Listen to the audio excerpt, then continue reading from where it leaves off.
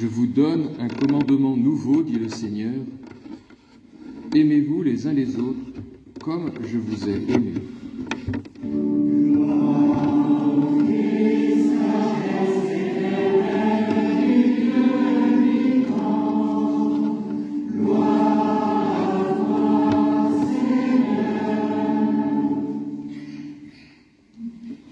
Le Seigneur soit avec vous.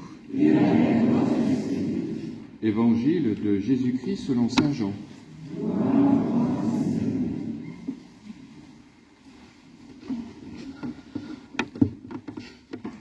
Avant la fête de la Pâque, sachant que l'heure était venue pour lui de passer de ce monde à son Père, Jésus, ayant aimé les siens qui étaient dans le monde, les aima jusqu'au bout.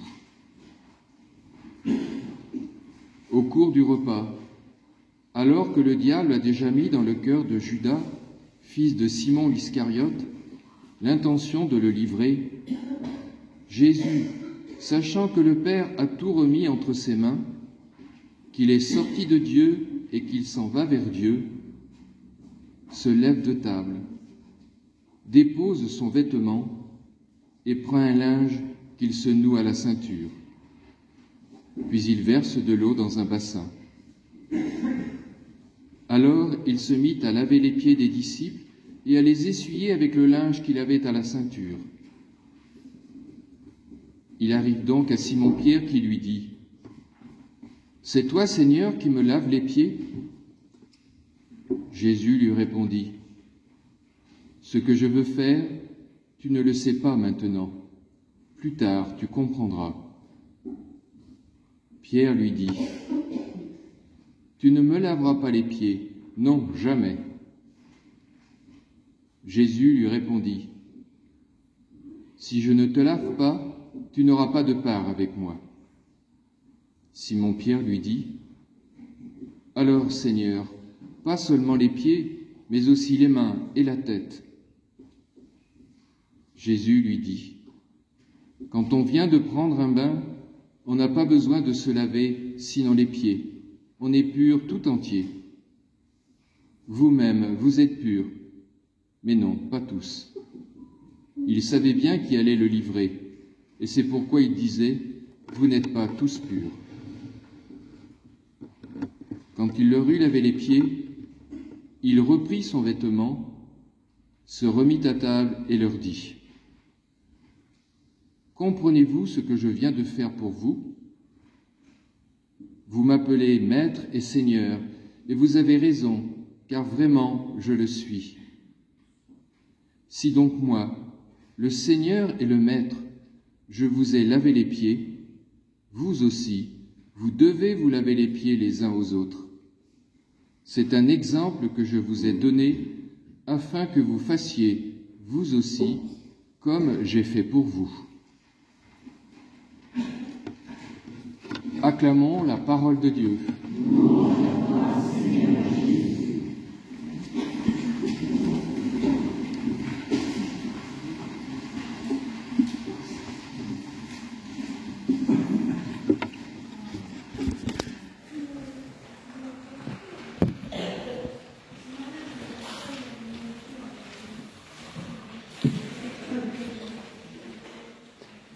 Voilà, les enfants, vous avez entendu l'Évangile ? Alors, qu'est-ce qui se passe dans cet Évangile ? Qu'est-ce que fait Jésus ? Il lave les pieds des disciples. C'est curieux, parce que, normalement, Jésus, c'est le chef du groupe des apôtres. Il lave les pieds des disciples. Alors, vous savez, à ce moment-là, c'était habituel, quand on recevait quelqu'un, eh bien, un geste d'hospitalité, c'était de lui laver les pieds quand il arrivait. On est dans un pays où on marche beaucoup, où il y a de la poussière, et donc ce geste, c'était un geste d'accueil. Mais, oui, qui est-ce qu'il avait avant ? Ah, les filles. En fait, non mais c'est intéressant que tu dis c'est quelqu'un d'autre.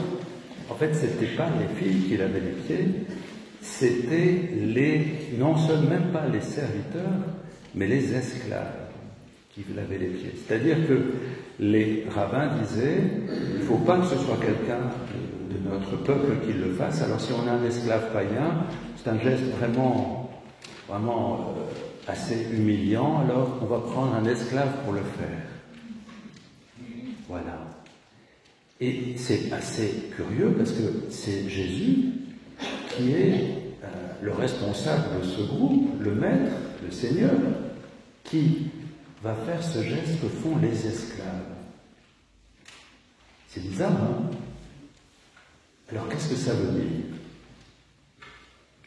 Ça veut dire que Jésus, quand il nous rencontre, eh bien, il ne nous regarde pas de haut. Il vient et il se met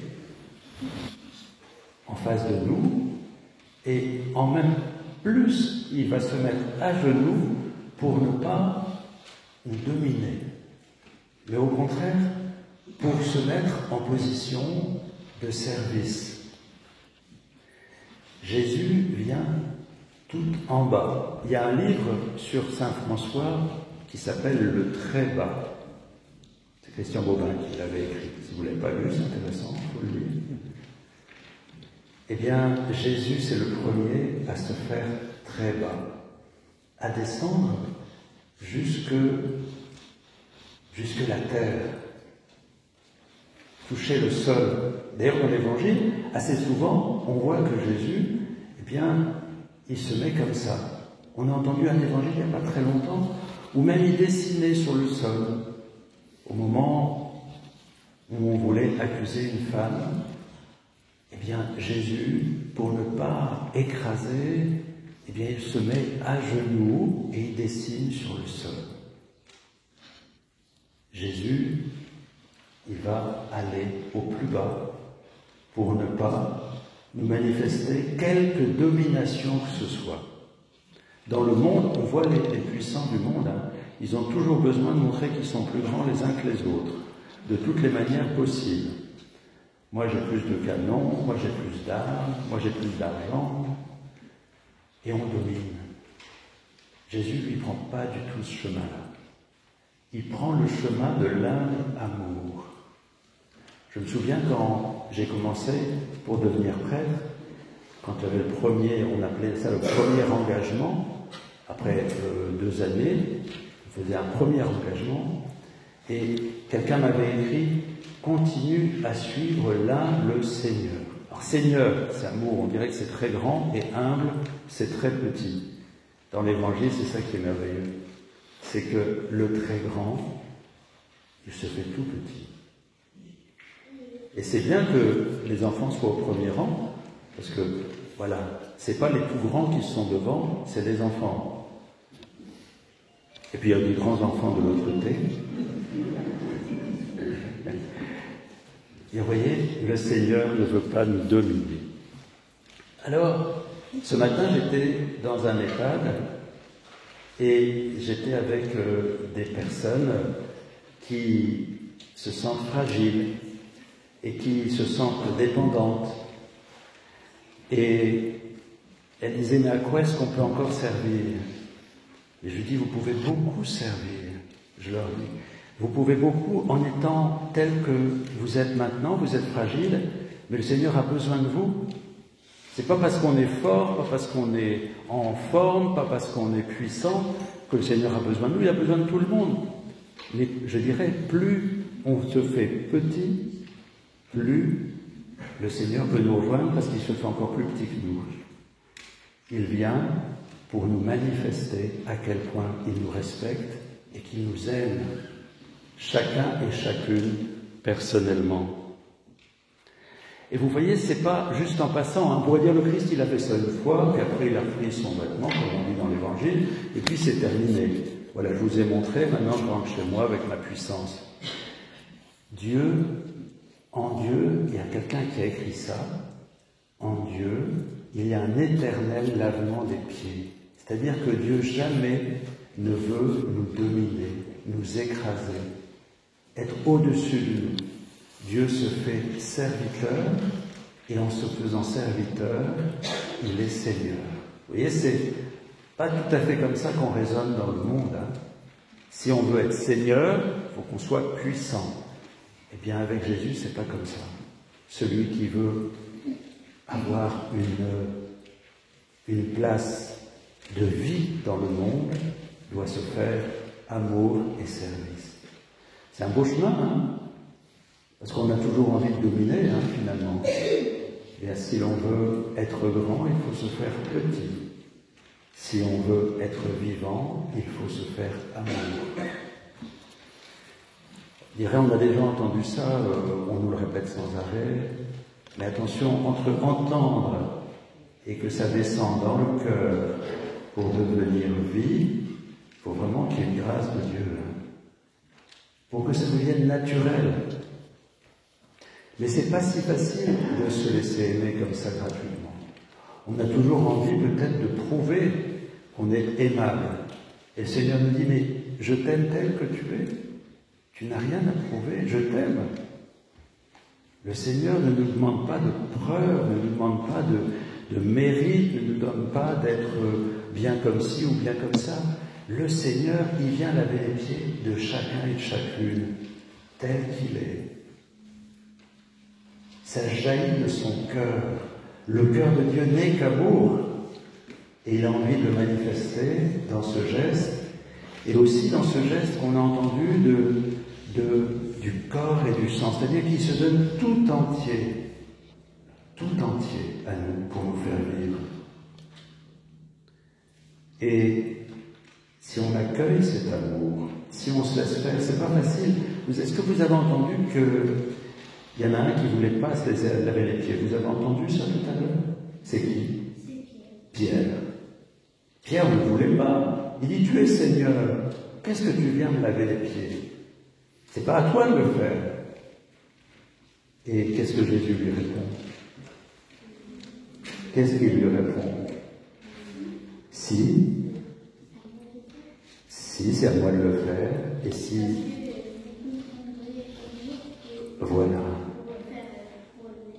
Voilà, c'est tout à fait ça. Parce que vous comprendrez un jour pour le faire les uns pour les autres. Vous avez bien entendu, C'est bien, écoutez, les enfants écoutent, J'espère que les adultes écoutent aussi. Aussi bien.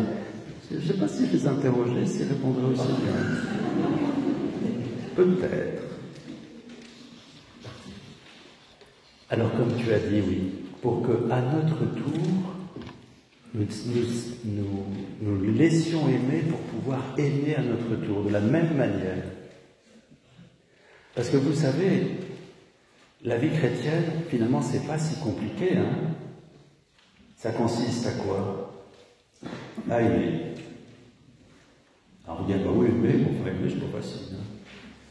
Surtout quand il faut aimer ses ennemis. C'est encore moins agréable.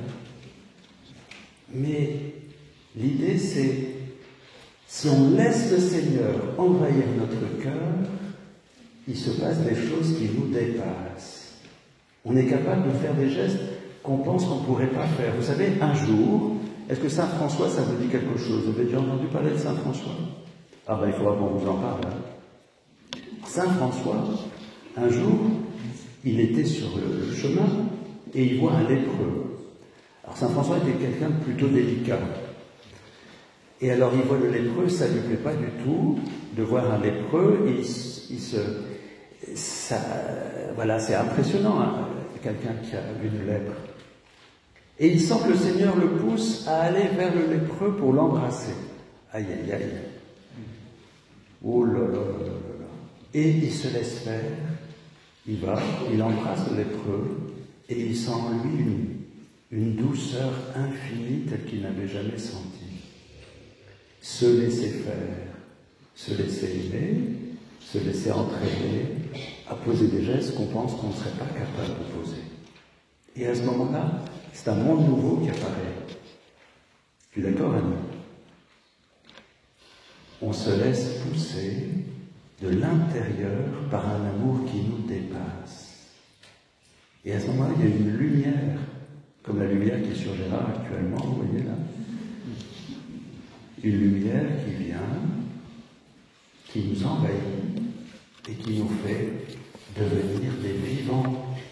Parce que l'Évangile, c'est fait pour le bonheur. Si on est appelé à se mettre à genoux et à laver les pieds, c'est pas par esprit de sacrifice. C'est pour avoir le même bonheur qui est dans le cœur de Jésus, qui est dans le cœur de Dieu de toute éternité. De laisser passer l'amour avant tout. Le Seigneur nous donne de nous laisser transformer à l'intérieur pour devenir aimants comme Jésus. Est-ce que vous avez envie que le monde soit plus beau? Qui n'a pas envie? Bon, c'est bien, on est unanime. Et vous savez comment faire? Comment il faut faire pour que le monde soit plus beau? Aimer. Voilà, merci. Tu as tout compris. Si on commence à poser des gestes d'amour, tu as tout compris, le monde sera plus beau. Alors, tout à l'heure, les enfants vont être très actifs, parce qu'il va y avoir d'abord le geste du lavement des pieds qu'on va revivre maintenant, et celles et ceux qui vont avoir accepté de vivre ce geste vont avoir ces tissus, c'est comme l'essuie qui sert à essuyer les pieds quand on les a lavés, et ils vont le donner chacun à un des enfants qui sont là pour qu'il aille le distribuer à l'ensemble de l'assemblée, que chacun en ait pourquoi faire. Parce que comme tu as dit, pour que le monde soit plus beau, il faut que chacun d'entre nous, on se mette à aimer davantage, qu'on se mette au service les uns des autres, ici dans la communauté, mais aussi à l'extérieur, dehors. Il y a des beaux bancs dehors maintenant, depuis un moment, devant l'église, pour que tous ceux qui vivent ici, dans ce quartier, tous ceux qui y passent, puissent venir s'asseoir, partager un moment. Eh bien, nous devons être les missionnaires de l'amour. Nous allons recevoir, à travers ce tissu que les enfants vont nous distribuer, la mission de porter l'amour qui sert dans le monde. Vous êtes prêts? Il n'y a que 2 personnes qui sont prêtes dans l'assemblée. C'est mal pareil. Qui est prêt à porter l'amour dans le monde? Lève la main. Il y en a qui ne lèvent pas la main. Ah! Merci Seigneur, moi je suis d'accord aussi. Eh bien, que le Seigneur nous donne de vivre dans la joie ce bonheur d'être aimé infiniment du Seigneur pour aimer.